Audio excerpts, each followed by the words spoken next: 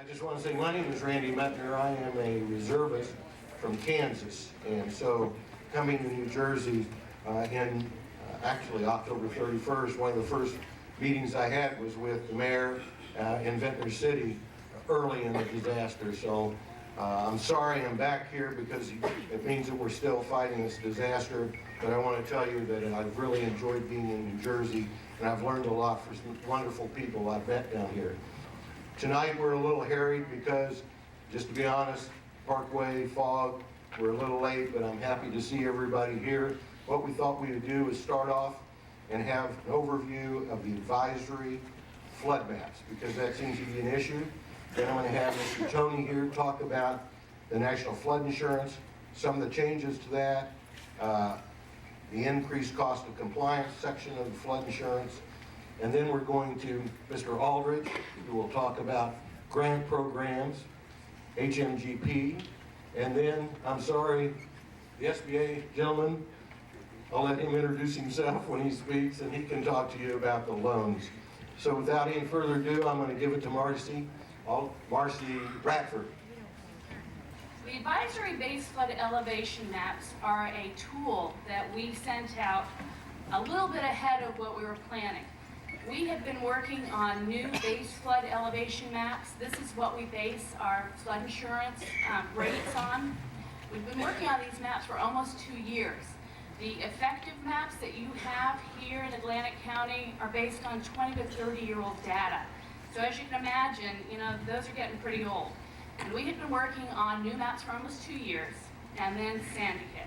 And we knew that you would be anxious to figure out how to rebuild more safely, and many of you would not be willing to wait until we could give you your preliminary product, which was in the works. So we released these advisory BFE maps, and I'll tell you a little bit more about what they include. First of all, they include your zones. So they include A zones, which are typical, those are low-level flooding. They include B zones, which are velocity flooding. And they include something new, which is a coastal A zone. And those are areas where we have seen a lot of damage, usually from waves between 3 feet and 18 inches. And we put them on the maps because we think it's worthwhile that you consider adopting or rebuilding to B zone standards with that. And we can tell you a little bit more about what that means. We've included some important numbers on these maps as well. We've included the base flood elevation, that's how high the water is supposed to get in the 1% annual chance flood. We used to call that the 100-year flood. You know we can't call that it anymore because it's happening far more frequently. So we've given you the base flood elevation for the 1% annual chance flood. That's that top number you're going to see on the maps. We've also told you how high the water is likely to get in the 500-year event. You have probably heard that Sandy was a 500-year event in many of your neighboring communities, perhaps even here in Ventnor in some places.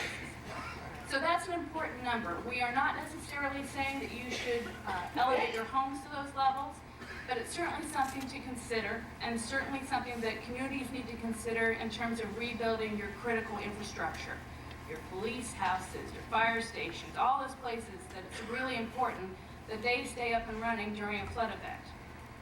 So we've told you on these advisory maps how high we think the water is going to get and the zones that are affected. These advisory maps are what we consider conservative data. And when we say conservative, it's probably not the same thing as what you consider as conservative. We say that these maps are likely a little higher and the flood zones are a little broader than what you're going to see on your preliminary maps, which are going to come out later on this year. But we knew you were anxious to have some guidance in terms of rebuilding right now, and so we released these maps without finishing up some of the edges that we have to for the preliminary maps. So you have a set of advisory maps. Your governor has said these are the maps that your communities are going to use to rebuild with. Remember, you will have another set of maps coming out later on this summer, and they may slightly change. We haven't figured out exactly how communities are going to work with those two sets of maps, but the guidance is build as safely as you possibly can. There will be a regulatory period that follows these preliminary maps that come out, and that's controlled by Congress. Preliminary maps will come out to your community. Your community will have another series probably of open houses. You'll get a chance to look at them. And it'll take about 18 months before they are adopted by your community.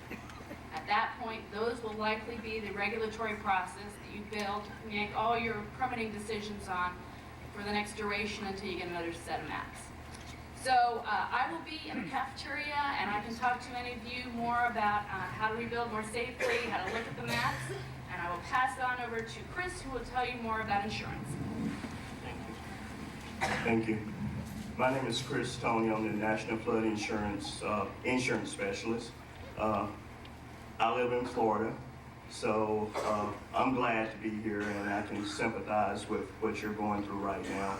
I'd like to discuss a couple of things. The first thing is increased cost of compliance. If you have a flood insurance policy and you have been substantially damaged, meaning that your damage is more than 50% of the market value of your home, then you have a clause built into your flood insurance policy called increased cost of compliance, or ICC. What ICC entails is once your policy or once your structure has been declared substantially damaged by the building official or floodplain management official in your community, you have up to $30,000 to use to bring your home up to the current code. You can use it for one of three things. You can use it to elevate your home, demolish your home, or relocate your home. And I stress that it is up to. It's the actual cost of raising your home or demolishing your home. Also, I'd like to briefly discuss the Bigger Waters Act, which in July 2012, Congress passed the Bigger Waters Flood Insurance Reform Act of 2012. It made a lot of changes to the flood insurance policy. I'm not going to really go into them right now, but I would be more than happy to answer it one-on-one at the end of the session. Also, I know that a lot of you have experienced delays in getting your claims paid. And as an insurance adjuster myself, I can empathize with you. I can tell you that the companies are being inundated with claims. I'm not trying to make an excuse, but the same adjusters are handling claims in New York, New Jersey, and all the other states that were affected by Sandy. And they're trying to get to your house and inspect your property as soon as possible. And so that results in a delay in basically doing their paperwork. Right now, we're into the third week in January, and the claim payments are beginning to roll out. So you should be able to get a response from your insurance company pretty soon. Again, if you have specific questions or if you need a telephone number on how to contact your insurance company, I do have that information. Myself and two of my colleagues will be in the cafeteria, and we will do everything we can to answer every question that you have. Even if I can't answer it tonight, I take the information and research it and get back with you. And at this time, I'd like to introduce Alan Aldridge, who is with our Hazard Mitigation Grant Program. Okay, good evening to you. My name is Alan Aldridge. I'm here with Grant Mitigation, such as the Hazard Mitigation Grant Program, which is here.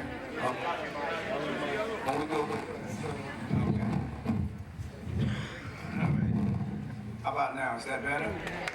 Good. Okay, again, I'm Alan Aldridge. I'm here with Hazard Mitigation Grants. And that is a grant program that is available to the state of New Jersey as a result of the declaration for the Superstorm Sandy.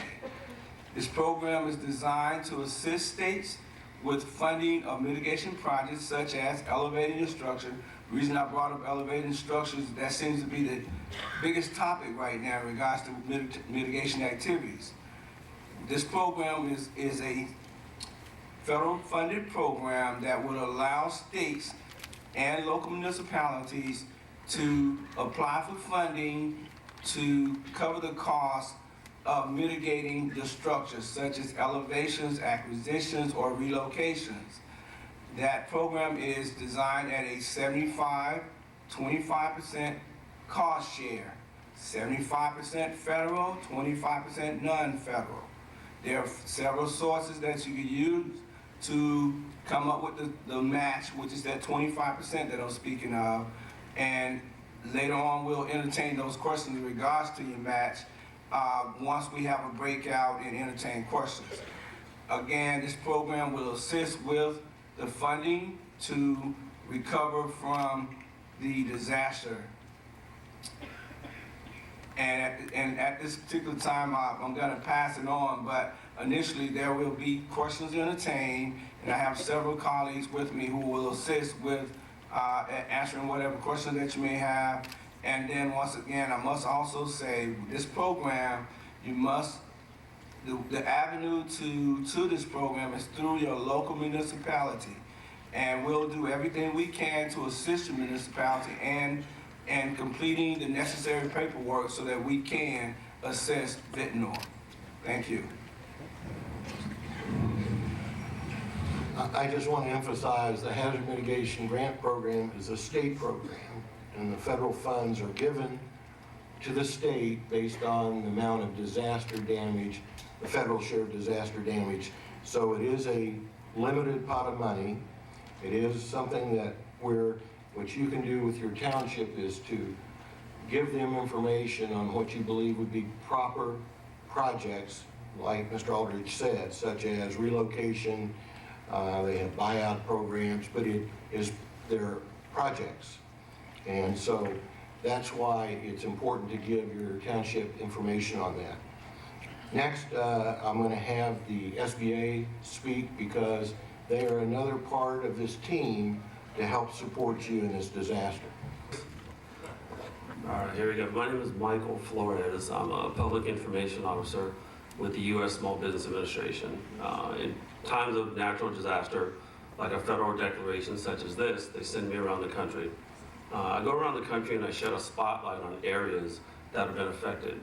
I report to the newspapers, the media, Senate and Congress. I let them know exactly what is going on and how we can make things better and how we can promote the federal programs with FEMA and SBA. So that's a little bit about what I do in my role. Now, how SBA ties into this is back in the 60s, Congress designated the Small Business Administration as a federal lending arm. So when there's a natural disaster, FEMA does a portion of it, the SBA does another portion. And the portion that SBA does is through disaster assistance loans, the long-term recovery piece. Now the question that I keep hearing is, I have to elevate my home. Well, where's that money going to come from? That's a good question. Where is the money going to come from? Well, how the federal programs are set up is, as my partner down there talked about, the ICC grants. Now that may go up to $30,000, but if your elevation costs $60,000 or $70,000, then where's that money going to come from? Out of your pocket? Possibly. Or you can do a disaster assistance loan, which is at approximately 1.68%. No one wants to hear the word loan. I understand that in this economy, but it's another avenue. It's a tool that you can use to rebuild, to restore your life, and put things back together as they were. Now, the process, and I hope everyone is already registered with FEMA. And if you have not registered with FEMA, please do so. That's the first step. Register, register, I cannot say it enough. Once you register, you may receive an SBA application. That application is critical.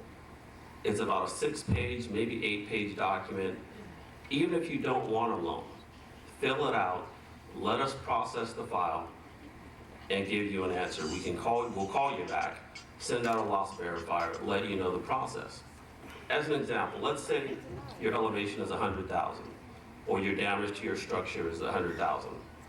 Well, we approve a loan for 100,000, and your insurance recovery comes in for 30,000 or 50,000. It pays down your loan. So in essence, we're front-loading that money to you so that you can begin the process of recovering. So I'd like to tell people, don't stand in your own way. And I mean that with great respect. I just like to put it out there because a lot of times people get paralyzed when a disaster hits. I've seen it hundreds of times, I won't say thousands, more than I care to see. So I would say, take the opportunity to get the information tonight. This is a good crowd. I mean, you've taken the time to come through the rain. So the information that we're providing, take that information and figure out exactly what it is you want to do and the best way to do that for yourself or your family. Just to tell you a little bit about the SBA program, and these are some important numbers. If you're a homeowner and you're looking to recover, we provide loans up to $200,000 on your structure. If you are a renter and you've lost your car, your TV, your furniture, it's up to $40,000. If you are a business, it is up to $2 million that we can lend. For businesses, we lend it in two ways. One is for the physical structure. If it's been flooded, it's up to $2 million. If the road has been washed out, we call it an economic injury disaster loan. That's a mouthful. So I'll say it one more time, economic injury disaster loan.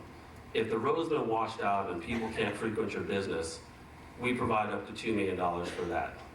So however you slice it, it's $2 million. The other thing is that, let's say your insurance deductible is high. Well, we can roll your insurance deductible into the loan. So let's take that burden off of your plate, we'll roll it into the loan and stretch it out over 30 years. Again, this is just an option. You know, it's something to use to help you recover. So right now we have disaster recovery centers that are open around the area.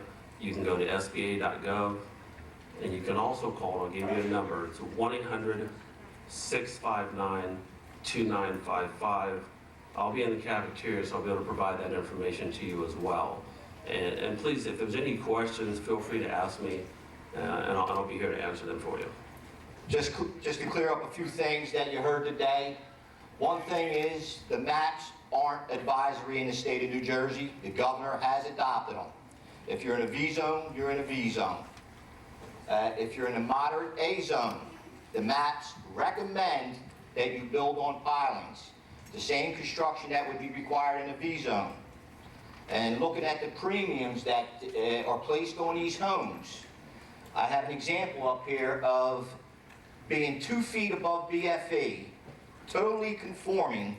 A house worth $250,000 is going to pay $3,500 a year flood insurance.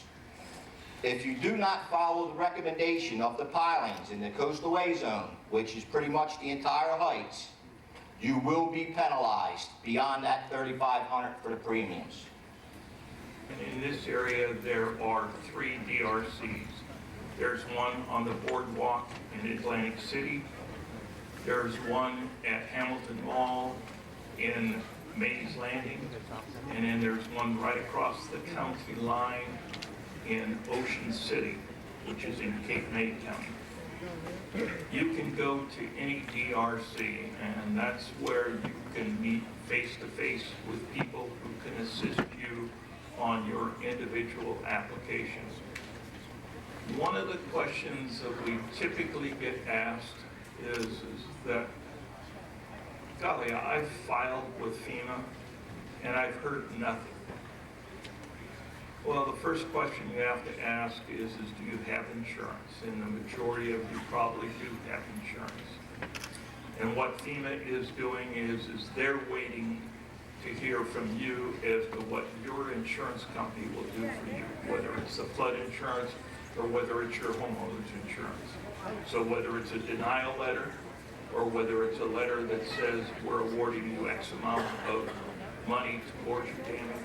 Once FEMA knows that, then they can open up your application and move forward. So it's very important to make sure that, I know as mentioned earlier, that many of the insurance companies are slow because of the number of claims. You need to bug them. In addition to that, I always advise that you call the 800 number, and that's 800-621-3362. This is the same number you would have called to register. It's also the FEMA helpline. And by giving the operator who answers the phone your 9-digit registration number, they can look up the registration and they can tell you exactly the status of your application. And I highly highly recommend that you do this on a regular basis.